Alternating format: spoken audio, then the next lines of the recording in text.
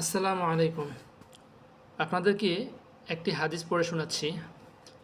হাদিসটা হচ্ছে যে কিভাবে আল্লাহর নবীর উপর ওহী নাজিল হতো।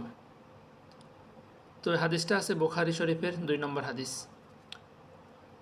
আয়েশা রাদিয়াল্লাহু আনহা থেকে বর্ণিত, হারিস ইবনে হিশাম রাদিয়াল্লাহু আনহু রাসূলুল্লাহ সাল্লাল্লাহু আলাইহি ওয়াসাল্লামকে জিজ্ঞেস করলেন, ইয়া রাসূলুল্লাহ, আপনার প্রতি ওহী কিভাবে আসে?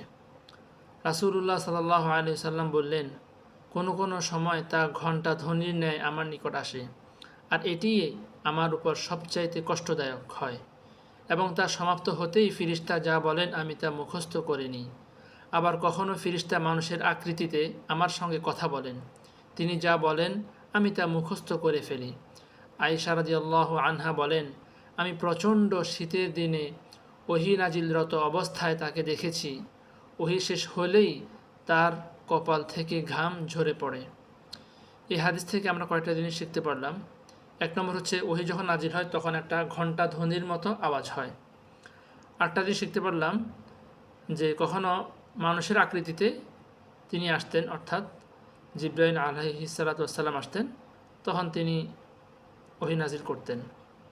তো আয়েশা রাদিয়াল্লাহু তাআলা আনহা বলেন যে যখন এই ওহী নাজিল হইতো, আমি দেখতাম যখন প্রচণ্ড শীত পড়তো, ওই শীতকালে ওহী নাজিল হওয়ার পরে ওনার কপাল থেকে ঘাম ঝরত। তার মানে যখন আল্লাহ নবীর উপর এই ওহী নাজিল হইতো, অর্থাৎ এই যে কোরআন নাজিল হইতো, তখন তিনি প্রচণ্ড চাপ অনুভব করতেন, অনেক কষ্ট পেতেন। আসলে যদিও আমরা কোরআনটা খুব হালকা দেখতেছি, এটা আল্লাহ তাআলার বাণী, এটা আসলে অনেক ভারী একটা জিনিস, এই হাদিস থেকে বোঝা যায়, কিন্তু আমরা তা উপলব্ধ করতে পারি না। ওকে, আসসালামু আলাইকুম।